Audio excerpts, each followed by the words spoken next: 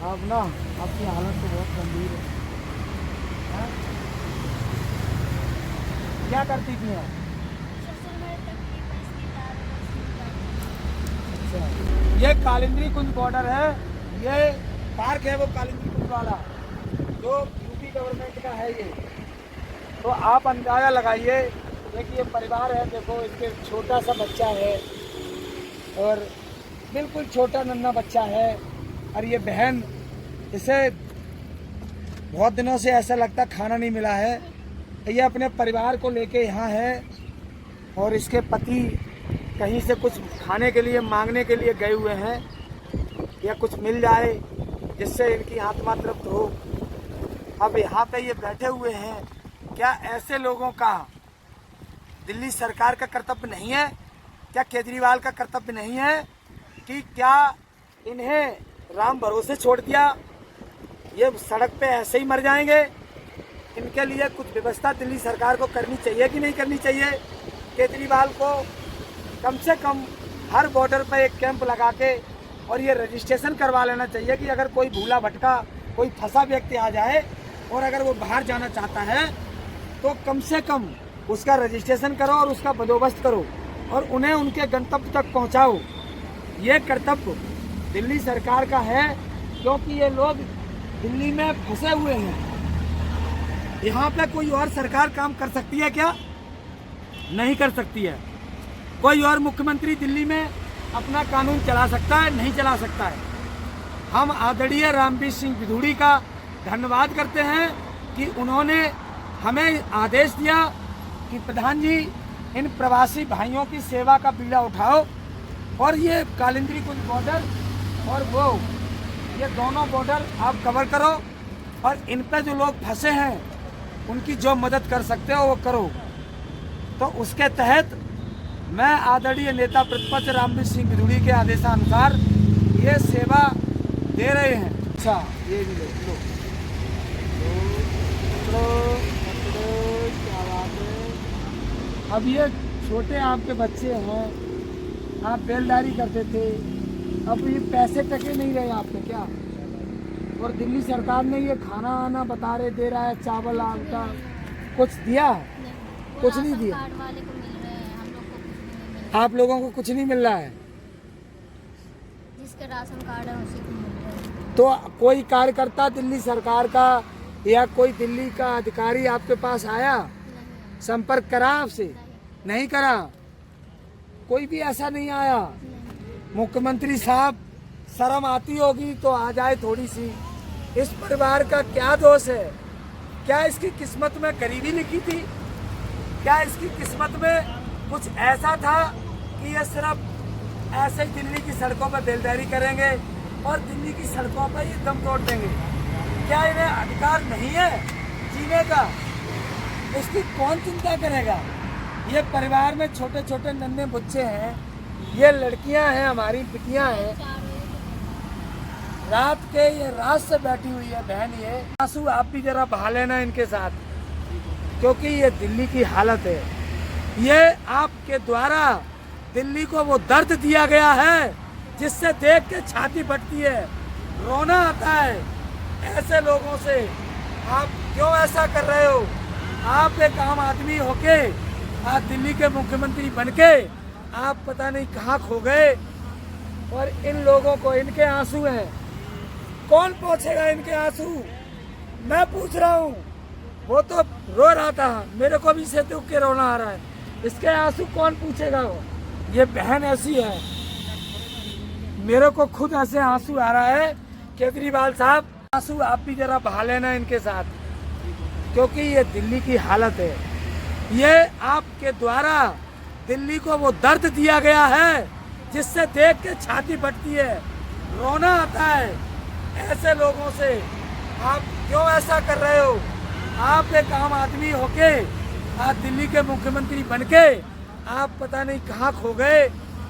और इन लोगों को इनके आंसू हैं, कौन पहुंचेगा इनके आंसू? मैं पूछ रहा हूँ। वो तो रो रहा था, मेरे को भी से दुख के रोना आ रहा है।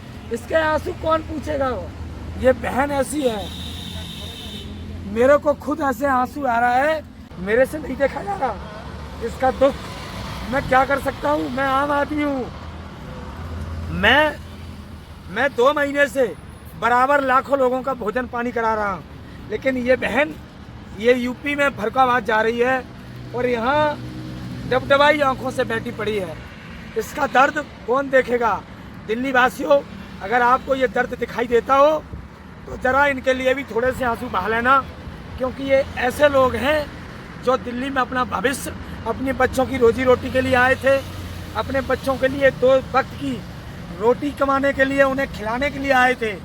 आज इस बहन का ये हालत है कि इसके आंसू वहाँ से टपक के इसके नन्हे बच्चे के सिर पे जा रहे हैं। इसका टुकड़ा शायद कोई मीडिया वाला न दिखा पाए। इसका टुकड़ा बहुत सारे यहाँ मीडिया वाले निकलते होंगे। तो ये केजरीवाल साहब को एक चेतावनी है। आप दिल्ली के मालिक हो। मालिक वो होता है जो अपने सभी परिवार की सुरक्षा करे, अपने सब परिवार की सहायता करे। इस बहन का टुकड़ा शायद ही कोई देखेगा। थोड़ी देर बाद मैं भी यहाँ से जाने वाला हूँ। मैं इनकी कितनी मदद कर सकता हूँ, क्योंकि मेरे बस में नहीं है इन पुलिस वालों से हम उधर इन्हें भेज पाए। हम इन्हें किराया देके और इनकी हेल्प करके तो हम कर सकते हैं, पर ज़्यादा कुछ और नहीं कर सकते। भोजन दे सकते हैं, फल फ्रूट दे सकते हैं, जूता चप्पल दे सकते हैं, कपड़े दे सकते हैं, पर घर तो भिजवा सकती है सिर्फ और सिर्फ सरकार। और अब ये दिल्ली में है तो ये दिल्ली सरकार ही कर सकती है। आप कुछ कहोगे मुख्यमंत्री से? मेरी बहन, मुझे क्या कहना, ये लोग तो सुनते ही नहीं, किसी का परेशानी किसी को समझ में ही नहीं आती। ये रो रही है खून के आंसू।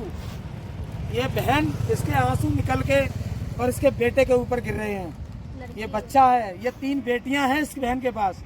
इसका दुख कोई नहीं देख रहा, मेरे से तो नहीं देखा जा रहा है। इन्हें नमस्कार करता हूँ इन्हें, और उसमें से बिस्कुट निकाल लो, निकाल फिर मुझे बताना।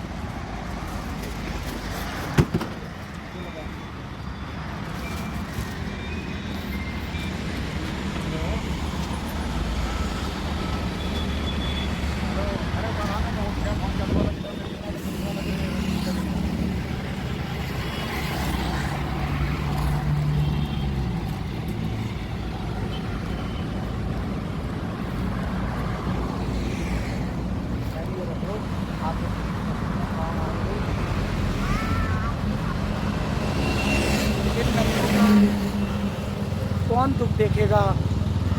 आदरणीय प्रधानमंत्री जी भी अगर ये दुख देख रहे हो तो कृपया करके वो भी समझें। इन लोगों का दुखड़ा बहुत भयंकर है। भगवान न करे ऐसी मुसीबत किसी पे आए। मेरे से तो इस परिवार का नहीं देखा जा रहा, और हम बहुत, मेरे से भी कुछ नहीं कहा जा रहा। मेरा हृदय या मेरे क्या, ये भाई बहन जो भी निकल रहे हैं उनका हृदय द्रवित होता है, फंसा है। मैं इधर आता तो हूँ, लेकिन आज मेरे को पता नहीं क्या हुआ। हमने सूरज से कहा कि गाड़ी घुमाओ, हम कालिंदी कुंज चल रहे हैं, तो पता नहीं शायद इसकी आत्मा यहाँ खींच के लाई हमारी बहन की। लेकिन ये बहुत दुखदायक और बड़ा ही हृदय विदारक दृश्य है कि एक परिवार जिसकी 3 बेटियाँ, उसकी माँ, जिसे कई हफ्तों से खाना नहीं मिला, उसका ये चेहरा बता रहा है, उसकी डबडबाई आंखें ये देख रही हैं। तो ये हालत है।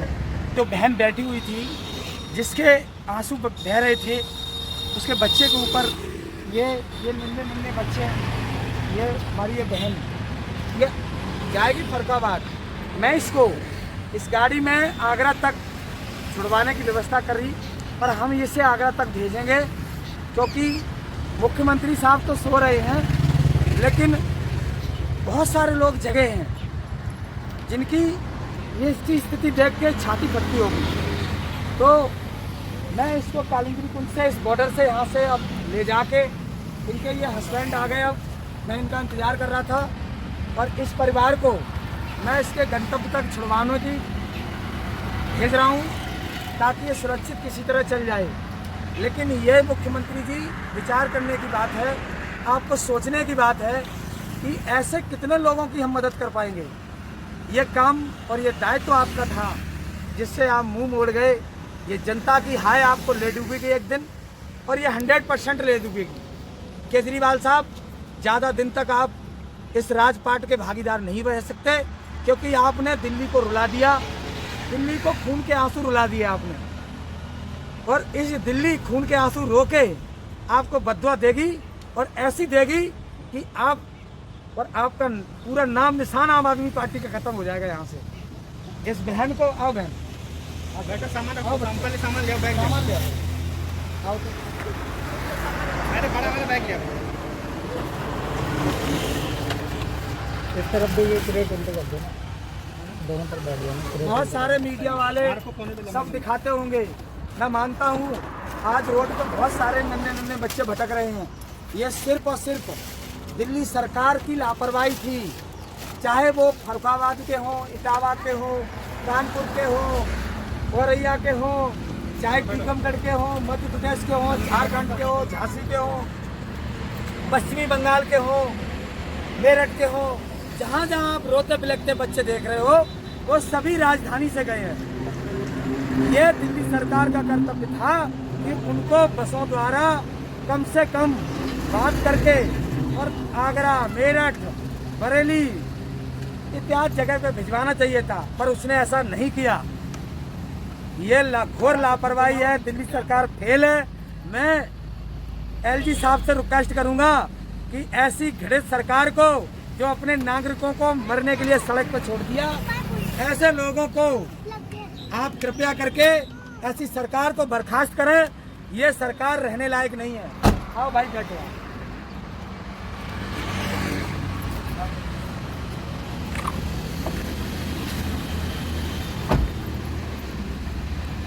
कोई नहीं करता। मैं पुनः एक बार निवेदन करता हूं कि दिल्ली सरकार जाग जाए,